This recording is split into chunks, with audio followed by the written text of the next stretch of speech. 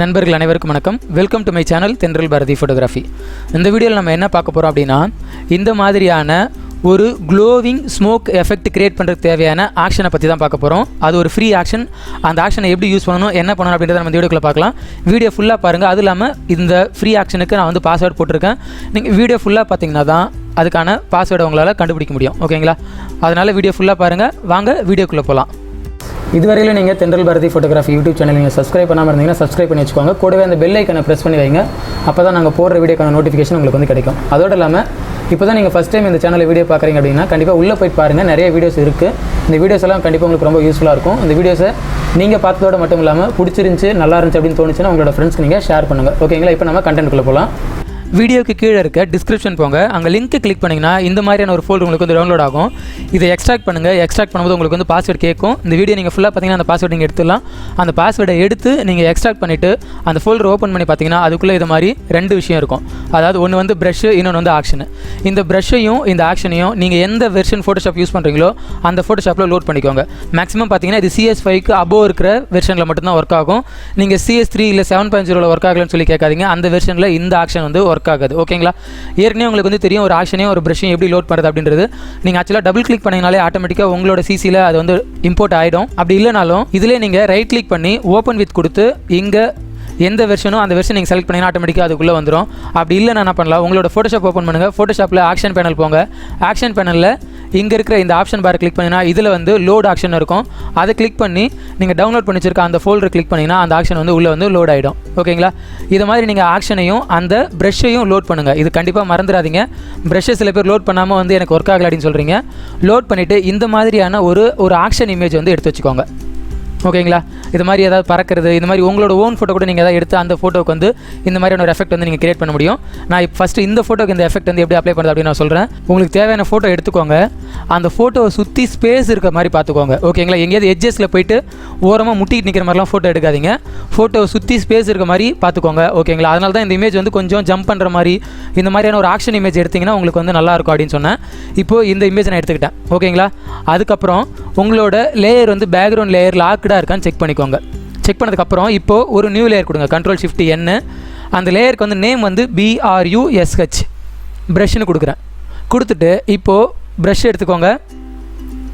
Heart round brush எடுத்துகிட்டு உங்களோட subject எந்த சப்ஜெக்ட்டுக்கு இந்த எஃபெக்ட் வேணுமோ அந்த சப்ஜெக்டை ஃபுல்லாக நீங்கள் ப்ரஷ் பண்ணுங்கள் இப்படி. ஓகேங்களா?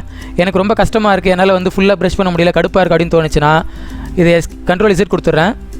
Ctrl+Z கொடுத்துட்டு இப்போ பேக்ரவுண்ட் லேயர் செலக்ட் பண்ணிக்கிறேன். W2ல் செலக்ட் பண்ணுறேன். செலக்ட் சப்ஜெக்ட் கொடுக்குறேன். ஓகேங்களா? என்னோடய சப்ஜெக்ட் மட்டும் இப்போ செலக்ட் ஆகிருச்சு. செலக்ட் ஆனதுக்கப்புறம் இப்போ மறுபடியும் ப்ரஷ் லேயருக்கு போகிறேன். ப்ரஷ் லேயருக்குள்ளே போயிட்டு இப்போது மேலே இருக்க கலர் வந்து அப்ளை ஆகணும். அதனால் Alt delete கொடுக்குறேன். மேலே இருக்க கலர் வந்து அப்ளை ஆகிடுச்சு. ஓகேங்களா? ரொம்ப சிம்பிள்.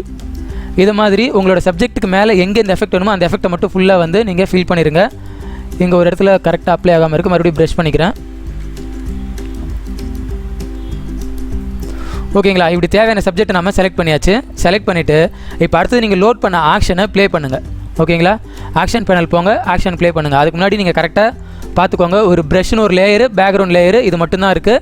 இதை வச்சுட்டு நான் என்ன பண்ண போகிறேன், ஆக்ஷன் வந்து ப்ளே பண்ண போகிறேன். லோட் பண்ண ஆக்ஷன் போங்க. க்ளோவிங் ஸ்மோக்னு கொடுத்துருக்கு இல்லைங்களா?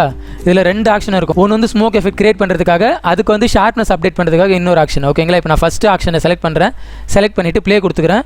அதுக்கு முன்னாடி நீங்கள் இந்த பேக்ரவுண்ட் லேயரை செலக்ட் பண்ணியிருக்காதீங்க. ப்ரஷ் லேயரை ஆக்டிவ் பண்ணிக்கோங்க. ஆக்டிவ் பண்ணிவிட்டு ஸ்டார்ட் பண்ணுங்கள். ஓகேங்களா? உங்களோட சிஸ்டமோட ஸ்பீடை பொறுத்து இந்த ஆக்ஷன் வந்து ப்ளே ஆகிக்க முடியும். கொஞ்சம் வெயிட் பண்ணுங்கள். வெயிட் பண்ணோடனே இந்த ஆக்ஷன் வந்து உங்களுக்கு ரன் ஆகும். நடுவில் 2 வார்னிங் மெசேஜ் வரும். அது கண்டிப்பாக முக்கியம். மற்ற வீடியோவை விட இந்த வீடியோவில் இந்த அப்டேட் வந்து கொஞ்சம் வேறு மாதிரி இருக்கும். வீடியோ பார்க்க தான் கண்டிப்பாக இந்த ஆக்ஷனை பண்ண முடியாது, ஷூராக சொல்கிறேன். ஓகேங்களா? இது மாதிரி நடுவில் ஒரு மெசேஜ் வரும். இந்த மெசேஜை சில பேர் என்ன பண்ணுவாங்க, பார்த்த உடனே ஸ்டாப்னு கொடுத்துட்டு ஐயோ எனக்கு ஆக்ஷன் ஸ்டாப் ஆகிடுச்சு அப்படின்னு சொல்லி விட்டுருவாங்க. அதனால தான் நீங்கள் வீடியோ ஃபுல்லாக பார்த்தீங்கன்னா தான் இந்த ஆக்ஷன் உங்களால் ரன் பண்ண முடியும். இப்போது இதில் ஃபஸ்ட்டு என்ன சொல்லியிருக்கு அப்படின்னா, உங்களோட ப்ரஷ்ஷோட ஃப்ளோவை 10%க்கு மாற்றிடுங்க. மாற்றிட்டு ப்ளே கொடுங்க அப்படின்னு சொல்லுது. ஓகேங்களா? இப்போ ஸ்டாப் கொடுத்தோன்னே என்ன ஆகும், ஆட்டோமேட்டிக்காக இந்த ஆக்ஷன் ஓப்பன் ஆகிட்டு ஏதாவது ஒரு ஸ்டெப்பில் போயிட்டு நின்றோம்.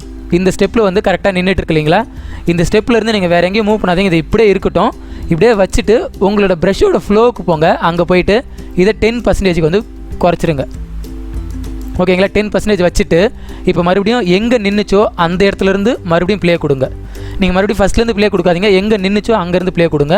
ப்ளே கொடுத்தோடனே கொஞ்சம் நேரம் ரன் ஆகிட்டு மறுபடியும் இதே மாதிரி இன்னொரு வார்னிங் மெசேஜ் வரும். ஓகேங்களா. இது மாதிரி மறுபடியும் வரும்.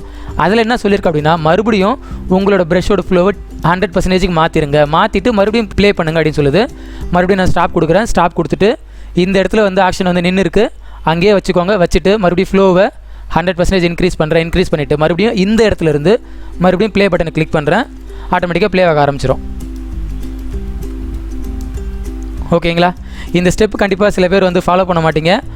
இதை கரெக்டாக ஃபாலோ பண்ணுங்கள். ஆக்ஷன் ஒர்க் ஆகலை அப்படின்னு சொல்லாதீங்க, எனக்கு செம்ம கோபம் வந்துடும். ஓகேங்களா. இப்போ ஆக்ஷன் தேவையான மாதிரி முடிஞ்சிருச்சு. இப்போ உங்களுக்கு வியூ பண்ணி காமிக்கிறேன். ஓகேங்களா. இதுதான் நமக்கு தேவையான ஆக்ஷன் ரன் ஆகிடுச்சு. ஆனால் இதில் வந்து தேவையான மாதிரி எஃபெக்ட் வந்து நம்மளை வந்து கொண்டு வரலாம். இப்போது இதில் நிறைய அட்ஜஸ்ட்மெண்ட் இருக்குது. ஓகேங்களா. அந்த அட்ஜஸ்ட்மெண்ட் நீங்கள் பண்ணும்போது தான் உங்களுக்கு இன்னும் வித்தியாசமான எஃபெக்ட் வந்து கிடைக்கும்.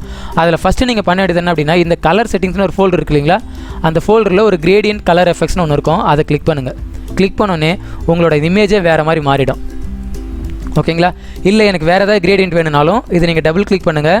நீங்கள் வச்சுருக்க எந்த கிரேடியன்ட் வேணாலும் இதில் நீங்கள் அப்ளை பண்ணிக்கலாம். ஓகேங்களா. வேறு எந்த கிரேடியன்ட் வேணால் அப்ளை பண்ணுங்கள். அப்ளை பண்ணிவிட்டு ஓகே கொடுத்துக்கோங்க. அந்த மாதிரி அது மாறிடும். அடுத்தது எடிட் ஓவர் கலர். இந்த ஓவரால் கலரை எடிட் பண்ணணுன்னா நீங்கள் எடிட் பண்ண முடியும். ஓகேங்களா. அதுக்கு முன்னாடி அந்த லேயர் ஆக்டிவ் பண்ணிக்கோங்க. ஆக்டிவ் பண்ணிவிட்டு அதுக்கப்புறம் நீங்கள் எடிட் பண்ணுங்கள். ஓகேங்களா. இந்த மாதிரி கலர் வந்து சேஞ்ச் பண்ணிக்கலாம். இதெல்லாம் வந்து கலர் செட்டிங்ஸில். அடுத்தது ஓவரால் செட்டிங்ஸ் எதாவது பண்ணணும் அப்படின்னாலும் அதில் நீங்கள் பண்ணிக்கலாம். இங்கே டபுள் கிளிக் பண்ணுங்கள். டபுள் கிளிக் பண்ணிவிட்டு வேறு ஏதாவது கலர் சேஞ்ச் பண்ண போகிறனால நீங்கள் கலர் சேஞ்ச் பண்ணிக்கோங்க. எல்லாம் பண்ணிக்கலாம். இல்லை எனக்கு பேக்ரவுண்ட் கலர் சேஞ்ச் பண்ணணும்னு நினச்சிங்கன்னா கீழே போங்க. கடைசியாக பார்த்தீங்கன்னா பேக்ரவுண்ட் ஆப்ஷன் இருக்கும். இந்த பேக்ரவுண்ட் கலரில் டபுள் கிளிக் பண்ணுங்கள். டபுள் கிளிக் பண்ணிவிட்டு உங்களுக்கு வேணுன்ற கலரை நீங்கள் செலக்ட் பண்ணுங்கள். ஓகேங்களா. இது மாதிரி கலர் வந்து சேஞ்ச் பண்ணிக்கலாம். இந்த மாதிரி இந்த ஆக்ஷன் முடிஞ்சதுக்கப்புறம் நீங்கள் இந்த செட்டிங்ஸு இதில் இருக்க அட்ஜஸ்ட்மெண்ட் எல்லாத்தையும் நீங்கள் யூஸ் பண்ணி பாருங்கள். கண்டிப்பாக உங்களோட இமேஜை வேறு மாதிரி நீங்கள் கன்வெர்ட் பண்ணிக்கலாம். ஓகேங்களா. ஓவரால் கலர் ஃபுல்லாகவே நீங்கள் சேஞ்ச் பண்ணலாம். எனக்கு வந்து ப்ளூ கலர் வேணால் எல்லோ கலர் வேணாலும் நீங்கள் எல்லோ கலருக்கு வந்து சேஞ்ச் பண்ண முடியும். ஓகேங்களா.